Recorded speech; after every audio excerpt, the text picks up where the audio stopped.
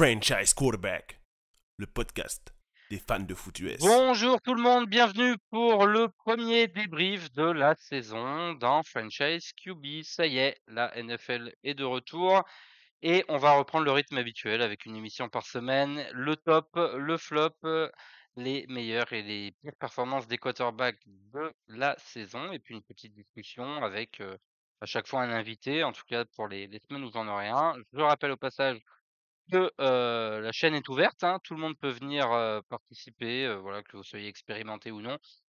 Si vous avez envie de venir me parler de votre quarterback et discuter un peu avec moi des performances des quarterbacks dans la ligue, vous êtes le bienvenu.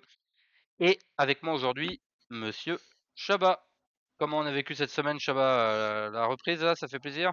Ouais, on a une bonne semaine 1, je trouve. Il y a eu pas mal de matchs sympas. Il y a eu un match gigantesque aussi. Je pense qu'on on en parlera de celui-là un peu. On va pas. Mais non, c'est cool que ce soit revenu. Moi, après, je fais pas partie de ceux qui comptent les jours jusqu'à la reprise de la NFL, mais je suis toujours content quand ça revient.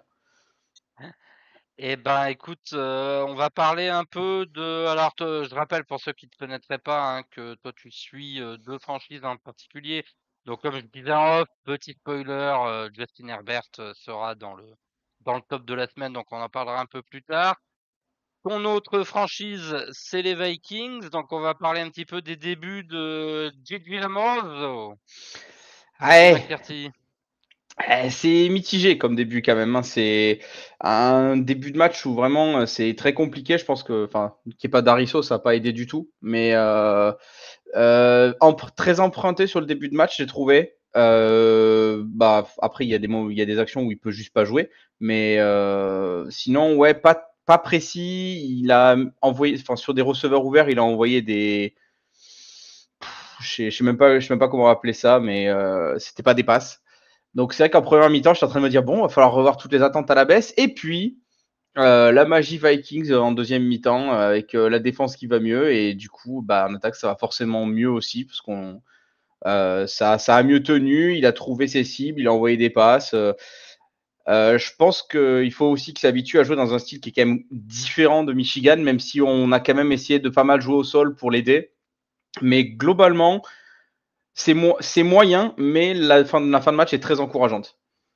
Et puis il faudra se rappeler. Alors moi j'ai rattrapé le match ce matin là parce que j'ai pas poussé le truc. Je vais faire regarder le Monday Night Football en live. Je J'avais des comprends, choses à faire ce matin. bien sûr. Mais j'ai eu l'impression que peut-être en dehors de Justin Jefferson, il y avait pas tellement. En tout cas, il n'y a pas des cibles qui m'ont marqué en l'absence de Jordan Addison. Va peut-être falloir faire attention à ça tant qu'il n'est pas revenu. Bon, après, il y a un numéro 1 qui est suffisamment bon, on va dire, pour faire presque le travail lui tout seul. Mais ouais, ça manque peut-être. J'ai pas eu l'impression d'énormément voir, que ce soit Hawkinson, Thielen, il a fait que la conversion de 2 Là, points en ouais. 3. Voilà. Après, Thielen, il est arrivé sur le tard dans l'effectif, Ouais. donc je suis pas si étonné. Je suis un peu étonné de ne pas avoir vu Jalen Naylor, Mmh. qui avait fait une bonne fin de saison l'année dernière. Bon, après, il faut que tout ça se mette en place. Ça reste qu'une week 1. Je pense qu'à terme, à Michigan, il avait toujours des bons Titans sur qui se reposer aussi. Donc, je pense que la connexion avec Hawkinson, elle va arriver assez vite. Hawkinson a, peu importe l'équipe dans laquelle il était, que ce soit aux Lions quand il a été drafté ou après aux Vikings, il a toujours su devenir un très bon ami du quarterback. Donc je me fais pas trop de soucis pour ça. Je pense que les choses vont se mettre en place gentiment. Même si les sophomores, ça reste quand même une année 1 du projet J.J. McCarthy. Donc il y a des choses encourageantes et je me fais pas trop de deal pour la suite parce on a la chance d'avoir un bon coaching staff. Et puis, alors c'est pas forcément QB related, mais on a vu une espèce d'aperçu de ce monstre à 2 têtes là au niveau du comité de coureurs. Moi je Ouais, m'attendais à ce que Aaron Jones c'est un peu plus le lead que ça finalement. On a presque plus vu Jordan Mason sur les portées à proprement parler en tout cas. je l'explique pas trop parce que j'avais pas de déco comme quoi il était questionable ou quoi que ce soit, Ron Jones, donc il y avait pas de véritable raison. Mais après, j'aime bien parce que Mason, c'est un peu plus une brute dans le style que Aaron Jones, qui est plus complet, plus polyvalent. Donc voir Aaron Jones des fois aligné dans le slot ou des fois vraiment sur les wheel routes comme celle où il va chercher sa longue réception là, c'est c'est bien parce que du coup ça fait une cible fiable pour Gigi et Mason. Je pense que ça va être le pilonneur en fait dans le comité. Et après on a toujours Ty Chandler qui peut apparaître par-ci par-là. Je pense que la RB Room est très cool et que pareil c'est des choses qui vont nécessiter des ajustements. Hein. Mason il est récent dans le groupe donc pas perturbé par ça, mais prometteur. Ok, bah écoute, on verra ce que donne cette équipe et cette saison 1, on va dire, pour Gigi McCarthy, qui est presque un rookie, mais qui a la chance d'avoir une bonne équipe, une bonne attaque autour de lui, et puis d'avoir un gourou comme coach Ouais. qui en a développé d'autres. On attaque le bilan de la semaine avec le flop 5. Donc je rappelle pour ceux qui découvrent ou ceux qui auraient oublié, hein, je pars du 5 pour aller au 1. Le 1, pour moi, donc le flop 1, c'est le pire de la semaine. Donc là, on commence par le 5e pire, on va dire. Et en 5e place, j'ai placé ce pauvre Russell Wilson. 17 sur 37, 168 yards. Alors pas de touchdown, pas d'interception. Quand même 8 courses pour 44 yards. Il y a peut-être un peu de jus là-dessus qui semblait un peu parti quand on le regardait à Pittsburgh l'année dernière. Je l'ai vu courir un petit peu. Il a presque manqué de marquer un touchdown. Mais alors à la passe, qu'est-ce que c'est compliqué. Ça, bon, on va dire c'est une week 1 ou ça augure de mauvaises choses pour la suite pour les Giants? Bah, en vrai, si on voit Jackson Dart week 4, je suis même pas étonné. Si ça Ah ouais. continue comme ça. Parce que le but, c'est. En fait, c'est pas la meilleure des solutions. Parce que le but, c'est de le couver un an. Ce qui est intelligent en soi. Mais après, s'il y a rien qui va, je pense que tu perds pas grand chose à faire comme les Patriots ont fait avec May l'année dernière. En fait, genre week 6-7, tu te dis, bon, bah, mon grand, il y a plus rien y a plus grand chose à jouer déjà. Donc vas-y, lance et on verra. Hein. Et puis peut-être que s'il y a un truc à jouer, c'est la tête de Brian Dabble et du general Absolument. manager. Donc faudra à un moment donné Oui, parce que là, faire quelque chose, c'est tout ça, c'est leur justifier. choix. Ils n'ont Hmm. pas l'excuse de on n'a pas choisi parce que ce soit le titulaire ou les deux remplaçants au poste de QB, c'est eux qui ont choisi. Donc à partir de là, il n'y a plus d'excuses. Peut-être que San Jamaïs va nous faire des choses dans Mec, le imagine, futur. il gagne le match qu'il faut pour, pour éviter le numéro 1 de la draft. Un grand classique. Non, mais c'est difficile, hein, Ouais, Russell Wilson. c'est assez pénible à voir. Ouais. Bon, après, la ligne, enfin, il y avait Thomas qui était out, si je dis pas de bêtises, donc la ligne se résume à il n'y a rien. Ouais, mais il n'y a jamais eu grand-chose déjà, mais alors oui, Saint Thomas. Ouais, puis les receveurs ont pas. Enfin, Nabers est fort. Wendell Robinson, je lui fais 2-3 gadgets, mais après, les mains, c'est en option aussi, hein, donc c'est difficile. Très très dur pour les Giants. Moi, j'attendais un petit peu plus de Theo Johnson, le tight end qui sont draftés l'année dernière. Vrai. On verra ce que ça peut donner. Peut-être en année 2, mais ouais, pour l'instant, il n'y a pas vraiment la connexion. Bon, Nabers a fait son match, mais bon, c'est pas non plus dans ses standards de l'année dernière. Pas encore. Quatrième du flop, et bah, des fois je le fais, et là ça m'a paru assez pertinent. Un quarterback qui a gagné. Bonix, 25 sur 40, 176 yards, un touchdown, 2 interceptions, un fumble. Qu'est-ce qui se passe avec cette attaque de Denver? Elle a du mal à démarrer là. Bon, ça va que c'était les Titans en face. Ouais. C'est un peu. En fait, c'était vraiment leur chance de jouer contre cette. Désolé pour les fans, toute faible équipe des Titans. Mais bah, je sais pas, Bonix, en fait, il m'a fait vraiment penser à ce qu'il était en tout début de saison rookie, en fait. Emprunté, hésitant, trop prudent, frileux. Enfin, tu peux en rajouter des qualificatifs dans ce sens-là, mais. Et puis, bah, le fumble, alors que plus la saison avançait l'année dernière, plus il protégeait bien son ballon. Là, on est revenu vraiment aux fondamentaux du Denver du début d'année dernière, c'est-à-dire la défense gagne le match.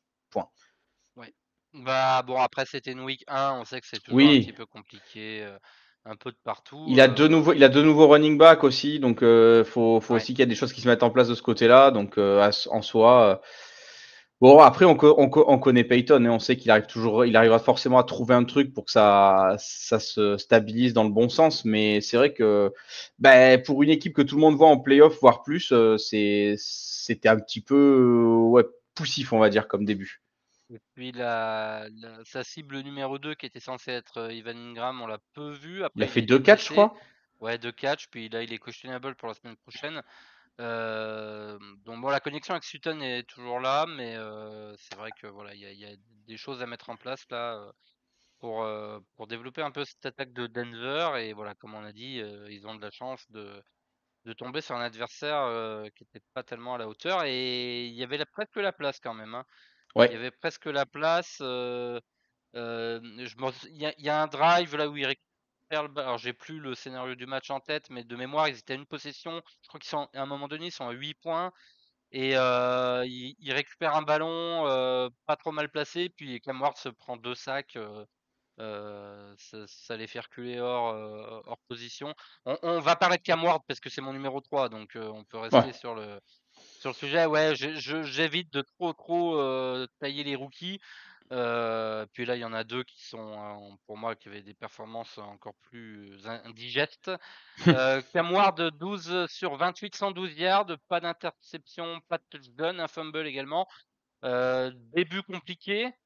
On parlait un peu positif. On disait il y a eu des choses positives qui avaient été faites pour l'entourer. La ligne, c'était de mieux en mieux. Bah, bof, en fait. Ouais, il y a eu de beaux investissements sur cette ligne offensive, mais ça s'est pas trop traduit. Bon, après, Cam Ward, on sait que c'est quand même un quarterback qui est brut et qui est jeté dans la fosse au lion direct parce qu'il n'y a pas d'autre option à Tennessee. C'est vraiment le type de quarterback. Alors, je parle pas forcément en termes de niveau, mais en termes de profil et sur le côté brut, je pense que c'est vraiment un Josh Allen au moment où il arrive en NFL et il y aurait eu ce besoin qu'on prenne le temps, même si Josh Allen a été lancé tout de suite, mais enfin, il y avait une équipe plus complète autour de lui. Mais tu vois, un an derrière un vétéran ou un semi-vétéran, ça aurait pas été déconnant pour lui. Je pense que cette saison va être longue pour les Titans. Et bah Ward, beaucoup des craintes qu'on avait sur le fait qu'il lui manquait des fondamentaux, bah tout s'est vu en fait sur ce match, alors qu'il jouait pas, il n'a pas joué la meilleure version de la défense de Denver, je trouve. Ouais. Denver, ils étaient encore un peu en rodage aussi et ça a été déjà très dur. Donc, je m'attends à une saison vraiment compliquée et il faut qu'au niveau du coaching de Tennessee, on trouve les clés pour débloquer des choses chez leur rookie parce que sinon, ça va être très très long. Après, il aura pas non plus des défenses qui, sur le papier, sont de ce niveau-là toutes les semaines. Notamment le pass rush. C'est vrai. Enfin, Même la voilà. secondary. Hein. Plus la secondary, évidemment, quand tu as un joueur de la qualité de Pat Surtain. Donc ouais, voilà, il faudra voir peut-être face à des adversaires un petit peu plus prenables en défense, en tout cas, parce Ouais. on a critiqué l'attaque, mais la défense à Denver, ça reste assez solide. Numéro 2 du flop, on a eu une demi-saison Wonder, et puis le soufflet est retombé pour Bryce Young. En demi-saison, on a eu 3 bons matchs en fin de saison. Quoi. Ouais, j'ai souvenir qu'il nous avait bien corrigé. Quand je dis nous, les Les Cardinals Cards, ouais. en fin de saison, ouais, j'avais l'impression qu'il avait fait 5-6 matchs un peu encourageants. Bon, en tout cas, On est, on est d'accord, si tu le mets top 2, si tu le mets en 2 ton flop 5, c'est que pour toi, c'était le deuxième pire de la semaine. ouais, Moi, je te trouve un peu dur avec Bryce Young pour le coup. J'ai trouvé il a pas été aidé par sa ligne du tout. Alors après, et c'est sûr, il y a toujours ce problème de Bryce Young met des plombes à scanner le terrain. Mais on l'a dit déjà 1000 fois depuis le début de l'épisode, mais c'est une week 1. Donc, mais ils n'étaient pas contre une adversité de fou malade, nos amis des Panthers. Donc c'est plutôt là que c'est un petit peu inquiétant. Mais après, moi j'ai trouvé qu'il avait essayé, il semblait pas aussi perdu sur le terrain que ce qu'il a pu être l'année dernière. Donc je me dis que voilà, oui, a c'est un match de priori, rodage et qu'il y a moyen. Mais c'est vrai que sur le papier, c'est pas fou quand tu regardes les stats.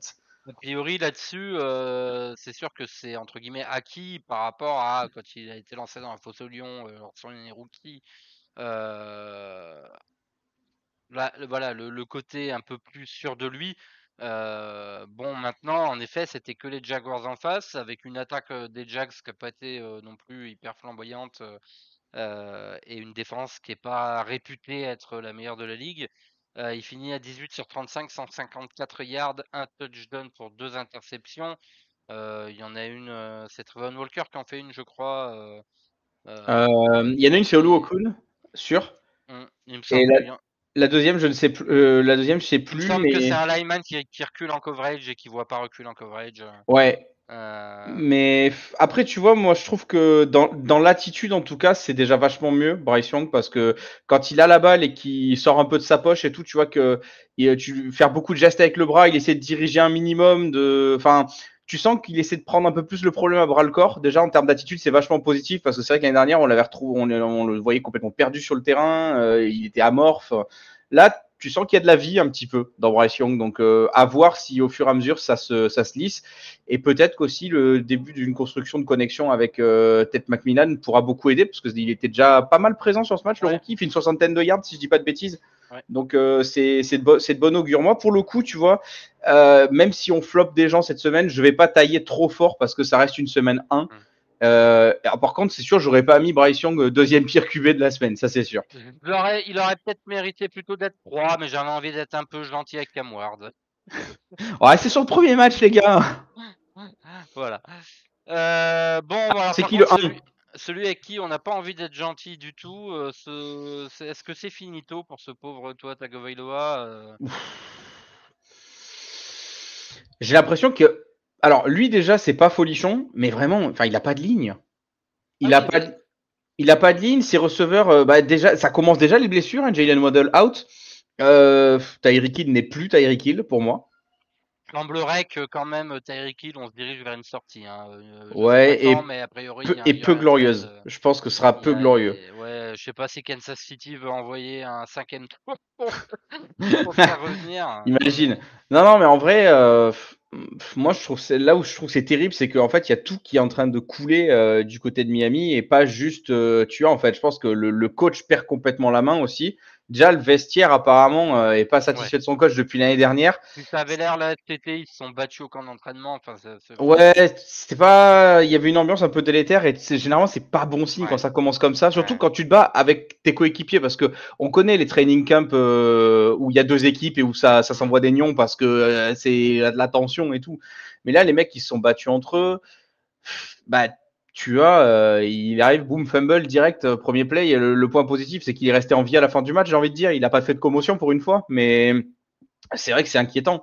C'est inquiétant parce que c'est un garçon qui a du talent, mais il était tellement troublé et affaibli par de nombreuses blessures dans sa carrière que bah tu sais pas trop qu'est-ce que tu vas avoir et peut-être et à tout moment il fait une Luke Kuechly mais en plein milieu de la saison quoi, genre les commotions stop quoi.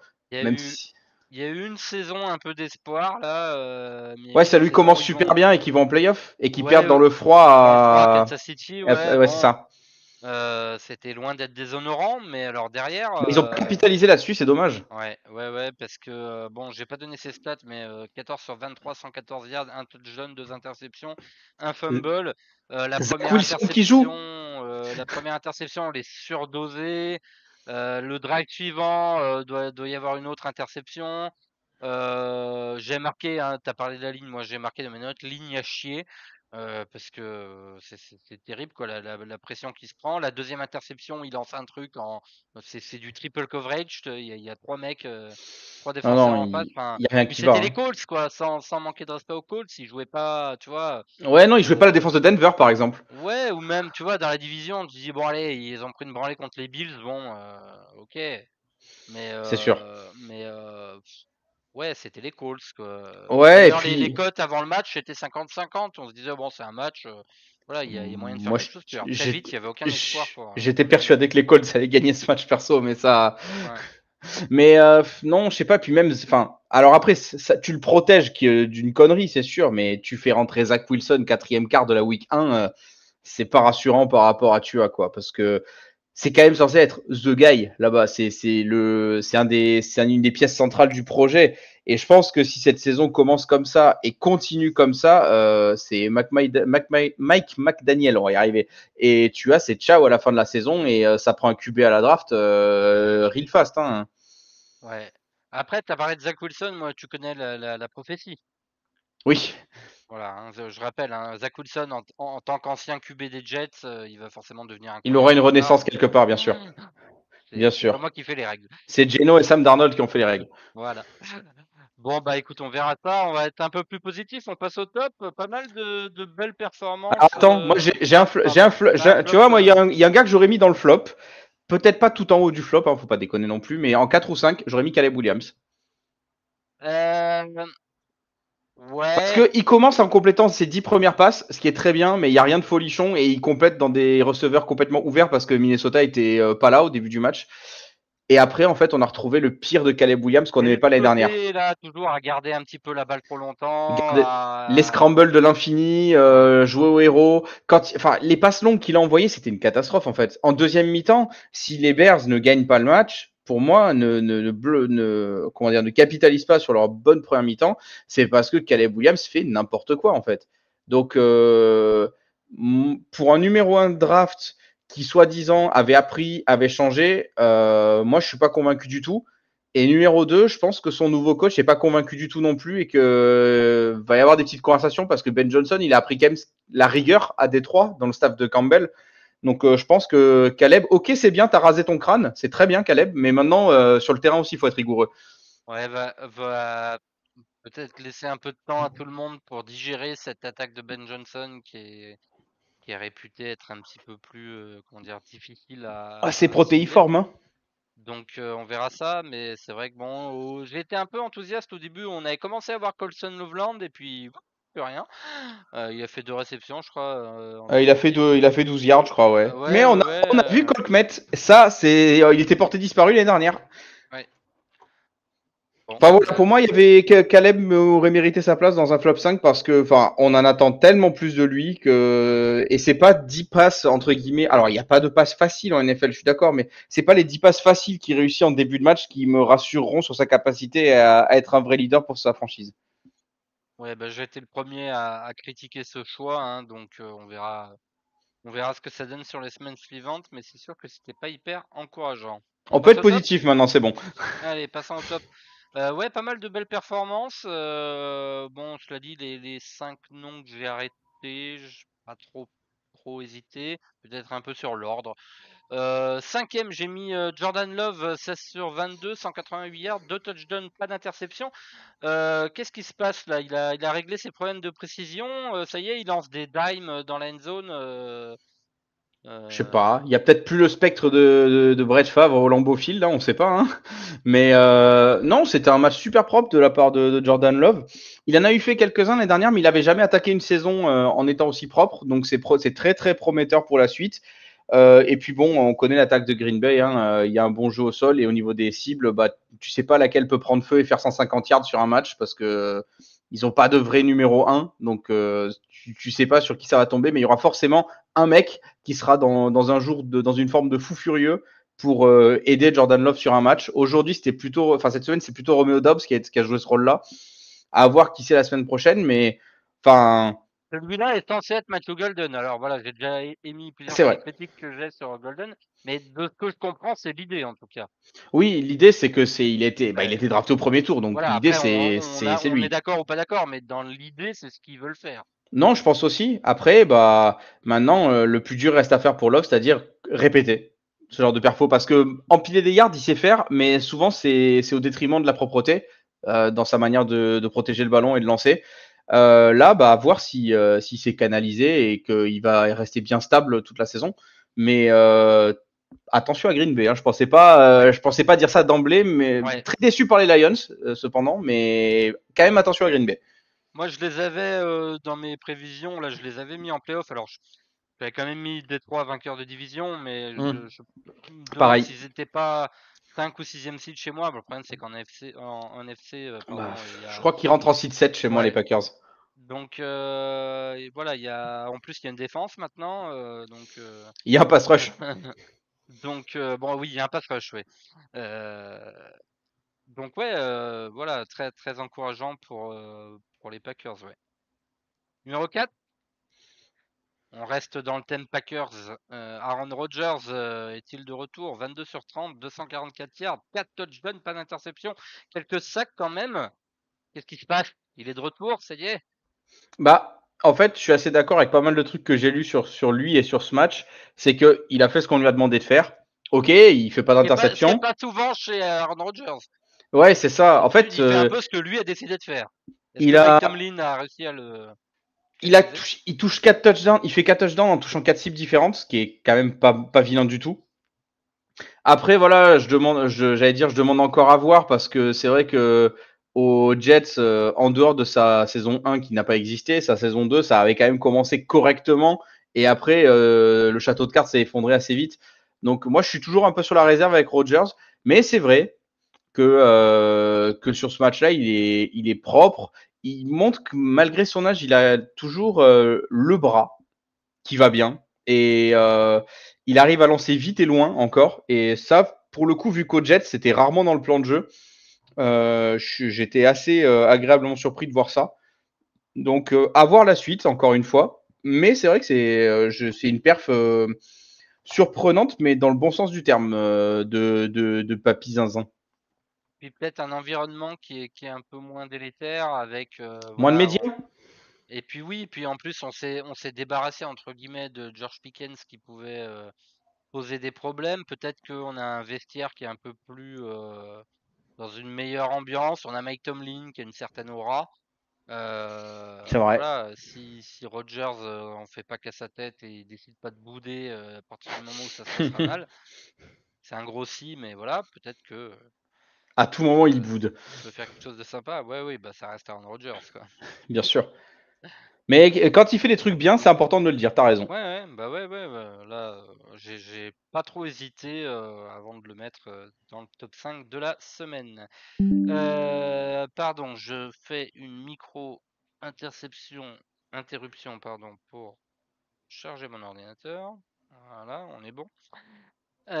Et on enchaîne sur le numéro 3. Bah, il fallait quand même parler de Justin Herbert. 25 sur 34, 318 yards, 3 touchdowns, pas d'interception. Les petits 32 yards de la course sur le marché. De quoi est-ce que tu as envie de parler là? C'est quoi? C'est Le, le sli- retour des mains de Quentin Johnston? C'est quoi? le slide décisif sur la dernière possession. La course, elle est courte, mais enfin, moi, je trouve qu'elle est assez légendaire parce que Justin Herbert, il a fait quelques courses l'année dernière. On l'a découvert un peu plus en utilisant qui utilisait ses jambes. Mais là, celle-là, enfin, je veux dire, il passe un joueur, il slide comme il faut. Enfin, les arrêts sur image, les photos sont dingues avec le bras en l'air et tout. Vraiment, c'est une image qui restera archi forte. Surtout qu'en plus, c'est contre les Chiefs, une équipe qui historiquement nous réussit très, très, très, très mal ces dernières années. Donc, ravi de la perf. Je trouve que ça a bien distribué. On a vu pas mal de gens différents récupérer le ballon. On a vu les deux tight ends, on a vu plusieurs receveurs. On a vu les coureurs. Enfin, moi, je trouvais que le plan de jeu était bien. C'était varié au niveau des cibles, des formations, des routes. Enfin, il y a eu plein de trucs intéressants.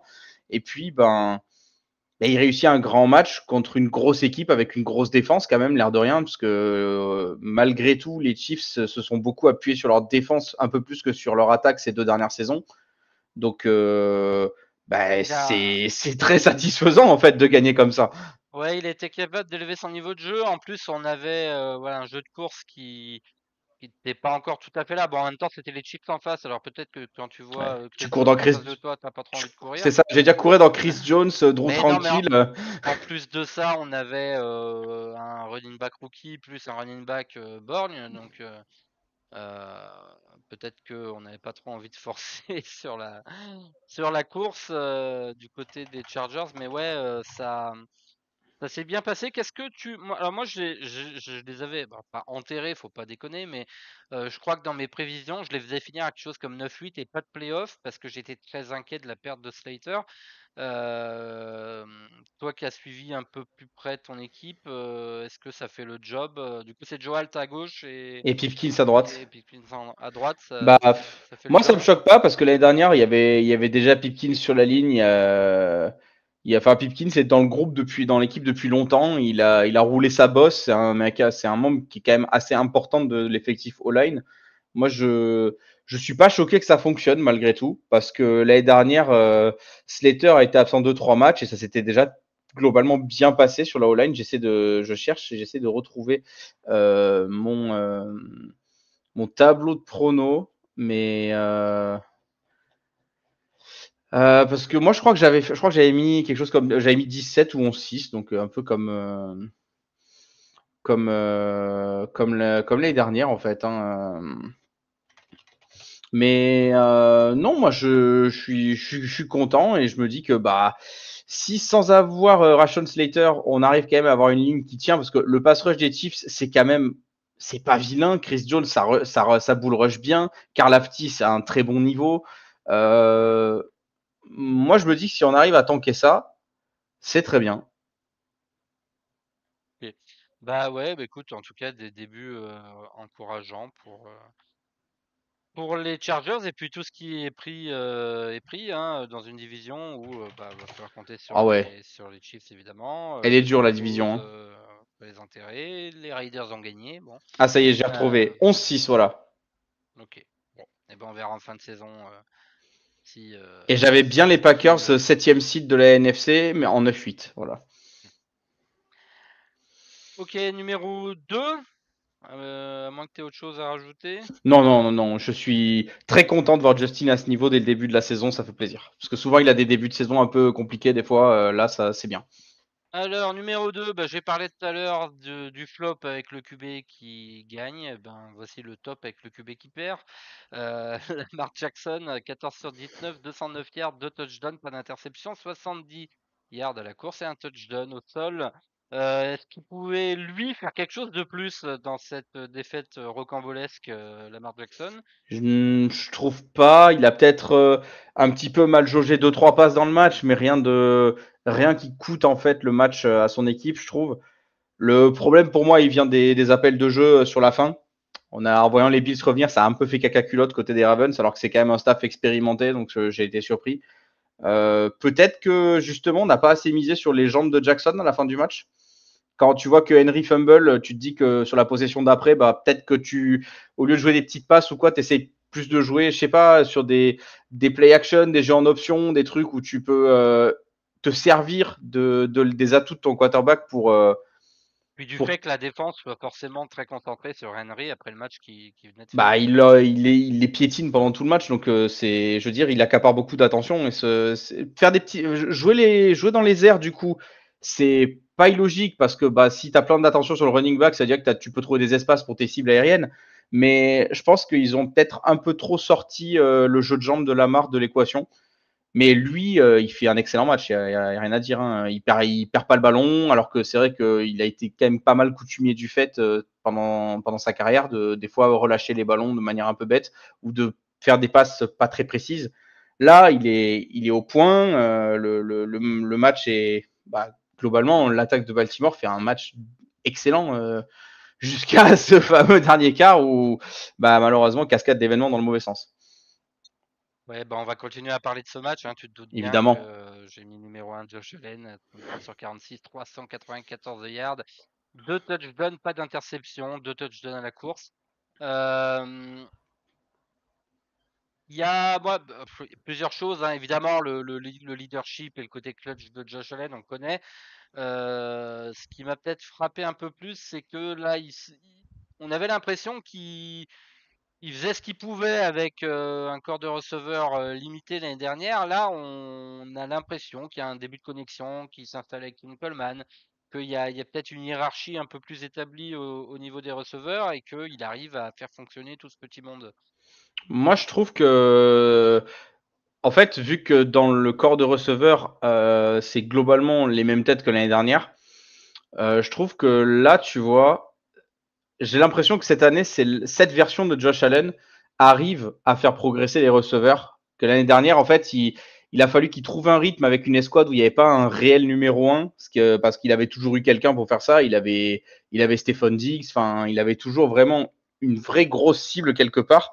Là, il l'avait pas l'année dernière. Il s'est habitué, il s'est adapté. Et là, maintenant, j'ai l'impression que c'est lui qui bonifie ses receveurs. Parce que Coleman, c'est sûr, il a dû travailler, il n'y a pas de problème. Hein, mais il est à un niveau qui a l'air d'être tout autre que l'année dernière. Il touche toujours ses deux Titans. Hein. Knox et Kincaid ont une belle importance sur le match aussi. Enfin, c'est un sacré métronome maintenant, Josh Allen. Hein. Il est précis. Et je trouve que même s'ils font souvent épaule en avant quand ils courent, j'ai trouvé qu'il a couru avec plus de justesse au niveau de cette saison, sur ce match-là, que ce qu'il a pu faire sur des gros matchs l'année dernière, où des fois il courait un petit peu, C'était un en petit peu match. plus. c'était un petit peu plus compliqué au début du match, mais pas vraiment à cause de lui, plutôt du fait que je pense que la défense des Ravens Oui. avait bien ciblé le truc. On voyait que près de la goal line, il essayait, puis bon, c'était assez bloqué, puis ça s'est débridé En fait, je trouve qu'il assez a mieux, avant il a du peut-être mieux comeback. choisi son moment aussi au bout d'un moment. Des fois, il courait comme un bourrin en mode il faut que je sauve ce jeu, je dois gagner quelques yards. Là, au nombre de yards, il en fait pas tant que ça à la course, mais tous les yards qu'il fait à la course ont une bonne importance pour la remontée des Bills.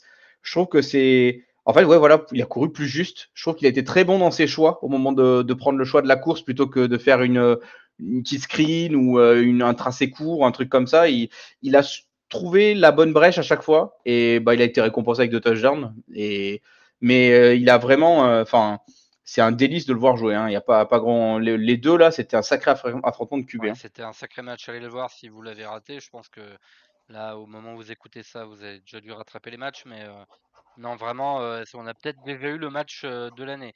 Puis dernier mot sur Josh Allen, il va peut-être retrouver son receveur numéro 2 historique. Non, Parce que je viens d'y penser, il y a eu un retour du côté des non, Bills. non, il n'existe pas cet homme. Cesse, tu cesses.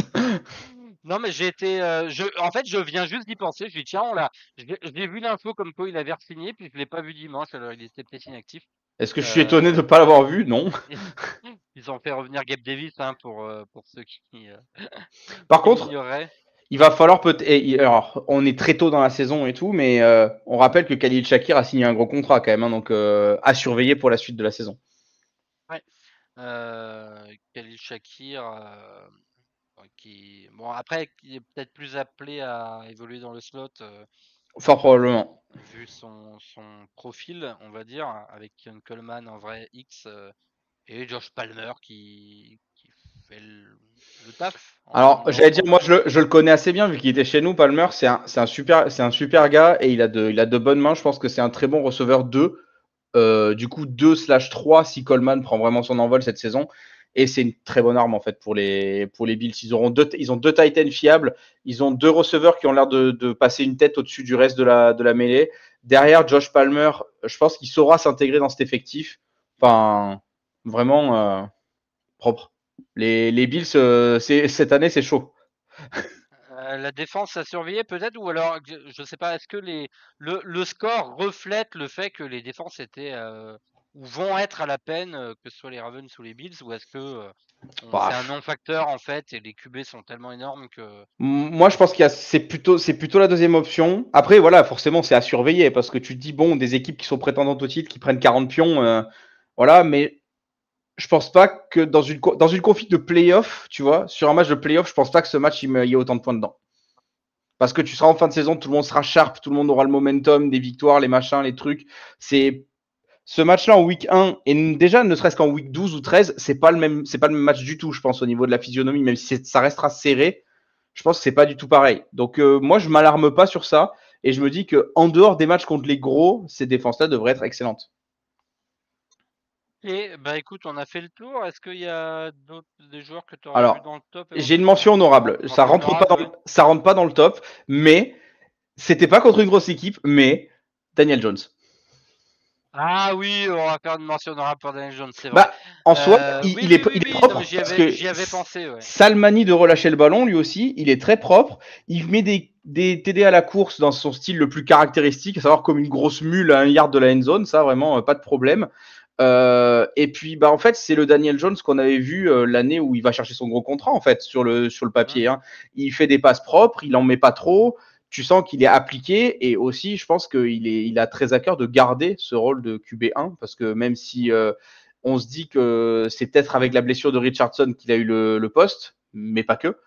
Il y a quand même toujours le spectre du haut choix de draft qui est encore jeune et qui a du potentiel derrière.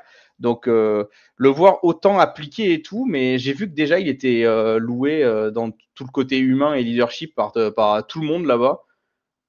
Preuve que, comme on l'avait vu quand il s'était fait virer des Giants, c'est vraiment un sacré leader. Après, bon, en termes de football pur, c'est sûr que c'est pas Mahomes, hein, mais je sais pas, il y a pas mal de gens qui s'attendaient à ce qu'il qui s'effondre Ouais, complètement qui dans un soit autre système. complètement à la rue, ouais. Et en fait, j'ai trouvé qu'il avait été très propre et ça faisait longtemps qu'on l'avait pas vu comme ça. Moi, c'était juste pour ça que je le mentionnais. C'était pas pour dire il est monstrueux, top 5. Non, non, juste bien joué quoi. Non, mais t'as raison sur. C'est plaisant en fait de revoir le bon côté de Daniel Jones en fait parce que c'était pas un mauvais gars ni un mauvais QB, je pense. Sur d'autres semaines, il y aurait, tu vois, sur d'autres semaines, ça peut typiquement être le genre de performance où je sais pas qui mettre en top 5, allez, Ouais, cinquième voilà. Daniel Jones. Voilà. J'ai cru que tu allais dire, je voulais faire une mention honorable à un QB qui a pas affronté une grosse équipe, Spencer Rattler, bravo. Non. Non, mention à Kyler Murray qui a joué avec la chiasse apparemment. Oui, voilà, c'est ça. En vrai, pour en parler 2 minutes, Ah, j'allais dire, on a parlé de mon QB au début, on peut parler du tien quand même un peu. moi j'ai trouvé la première mi-temps était pas mauvaise. Il y a eu une passe absolument magnifique dans le panier, comme on dit là pour Marvin Harrison. Très belle longue passe, oui. Et finalement, il y a eu deux problèmes. Il y a cette passe, pareil, où Marvin Harrison est tout seul sur un jeu là où ils sont acculés, les Cards, contre leur goal line, en plus après un holding qui a failli être un safety. Donc on est vraiment sur les 1 yard, et il va s'en sortir et finalement il surdose sa passe. Et puis des mauvaises identifications de blitz, où il doit réagir et faire une hot route, changer de jeu, faire quelque chose. C'était plus à ce niveau-là. Après, oui, en plus il était malade, donc voilà. Bon, après c'était que les Saints, mais voilà. Puis même Spencer Rattler a pas été non plus abominable. Il manque de nous faire un 2-minute drill de folie là pour aller emmener le match en prolongation. S'il n'y a pas l'espèce de gangbang de safety là Ah ouais. sur John Johnson, peut-être que le match va en prolongation, on sait pas. Donc C'est pas un QB, mais on peut dire que Will Johnson est un monstre. Hein. Voilà, c'est officiel. et il avait une interception, mais les zèbres connaissent pas les règles, donc voilà. Ah là là, c'est bon, il faut râler sur les zèbres, ça, c'est pas rigolo. Du coup, c'est le moment où on prend le franchise QB de la semaine, c'est ça? C'est-à-dire Ou tu ne l'élis qu'à la fin de la saison, je me rappelle plus. pour moi, du coup, pour moi, c'est C'est le top forcément 1. Josh Allen vu qu'il est Oui, numéro oui, 1 du non, il top. y a pas photo, mais Ouais, non, mais voilà, là, on discute éventuellement. là, c'était évident en fait, donc Ouais. quand il y a Est-ce pas il y a que moyen. tu veux faire un pari sur le QB de l'année alors? Ah, oula, waouh, ça. Eh bah, tu sais quoi? Je prends la tangente. Baker Mayfield. Ok. MVP ou franchise QB MVP? Franchise QB MVP. Parce qu'ils le donneront jamais à Baker Mayfield. Il fait trop d'erreurs. Ouais. Sachant que j'ai un mode de classement qui fait que en général, je suis pas forcément très sync avec ce qui se fait dans la NFL. Oui, parce que bon, tu mets des flops à des mecs qui gagnent, hein, donc à partir de là. Oui, puis du coup, je me retrouve avec, en gros, je mets plus 5 points au QB1 de la semaine, plus 4, plus 3, etc. Puis moins 5, moins 4, moins 3, moins 2, moins 1. Et on se retrouve, voilà, je crois qu'il y a 2 ans, ça avait été Dak Prescott. L'an dernier, c'était Jared Goff, quoi. Donc, Tiens, question d'ailleurs, parce qu'on l'a pas du tout évoqué et il fait 3 yards en deuxième mi-temps, mais Joe Burrow, on en pense quoi cette semaine? bah, Parce que lui, je sais pas si vraiment c'est lui ou le plan de jeu ou la défense des Browns, mais enfin Cincinnati en deuxième mi-temps, c'est terrifiant. c'est Cincinnati en week 1. Bah oui, mais ils ont gagné. Toi qui gagne cette fois. À toi de cost. C'est toujours compliqué en week 1. Je vais te dire, quand je regardais le Red Zone, j'étais là, mais attends, je vais finir avec Joe Flacco dans le top 5 de la semaine, c'est pas possible, qu'est-ce qui se passe? Il y a un début de match pareil où il complète toutes ses passes là. Et ouais, Joe Burrow, c'était poussif. Bon, bah c'est passé. Ils ont un jeu au sol cette année qui va pouvoir l'aider en plus de. Ouais, je suis quand même étonné qu'il lance aussi peu et pas bien. Je trouve La ligne offensive il a été était en pas vraiment là. Hein. difficulté. La ligne offensive a été en difficulté. Ouais. Bon, comme Et depuis puis, 3 ans, quoi. voilà, je crois pas que Chase va faire ce genre de performance toutes les semaines non plus. Donc, Ouais, la preuve, hein, ou alors Jefferson, il c'est a été moyen. Hein. la malédiction du premier choix de Fantasy. Et chaque année, ça fait plusieurs années, hein, chaque année, le mec qui est numéro 1 du consensus, ça a été McCaffrey, ça a été Jonathan Taylor une année, ça a été Justin Saquon. Jefferson une année où il se blesse. Voilà, donc ouais. Bon, on verra ce que ça donne, mais bon, je suis pas plus que ça inquiet pour les Bengals. On faudra voir comment ça se déroule au fil des semaines. Yes. Et puis on pourra taper sur Zach Taylor le cas échéant. Bon, bah voilà, on va se quitter là-dessus. Ouais, c'est pas mal. Eh ben, écoute, ouais, on aura fait un petit tour. Merci à tous ceux qui suivront cet épisode. N'hésitez pas à nous faire vos retours. Dites-nous s'il y a des joueurs que vous auriez vus dans le flop ou dans le top. Et puis, comme d'habitude, je rappelle, n'hésitez pas si vous voulez venir participer à un épisode. Vous voyez, on discute tranquillement. Il n'y a pas besoin d'avoir une expérience de dingue dans les podcasts. Il n'y a pas besoin d'avoir un matériel de fou. Il n'y a pas besoin d'être un expert de la NFL. On discute tranquillement et on prend du plaisir autour de notre passion commune, c'est ce qui compte. Bon bah Absolument. Shabba, bonne semaine et puis Yes. bonne week 2 pour tes équipes. Bah écoute, hein, grosse force aux Cards pour la deuxième semaine. Je sais pas contre qui vous jouez, mais. Les Panthers. Donc, Oh, ça mais va. ça va sur le papier, mais on les bat jamais. Donc c'est un peu la bête noire. On verra. Nous verrons. Si ça se passe pas bien, il pourra pas accuser la chiasse 2 fois. Alors, c'est la presse qui accusera Call of, t'inquiète. Je sais pas si Call of est sorti. Il y a un nouveau là, je suis pas. Moi, Moi non plus, j'en sais rien en vrai. Non, mais en général, il sort plus tard parce que c'est à partir de ce moment-là que Kyler se met à décliner. Donc voilà, pour l'instant, il a peut-être fini le premier jeu et du coup, voilà, l'envie lui est passée, mais quand le nouveau sortira, Attention à lui, il bien jouer sûr. à Call of au lieu de réviser et d'analyser le plan de jeu de la semaine suivante. Bon, bah on verra tout ça. En tout cas, voilà. Passez une bonne semaine, bon week-end de NFL, et puis nous, on se retrouve sûrement la semaine prochaine pour un nouvel épisode de Franchise QB. Salut tout le monde, bye bye. Ciao.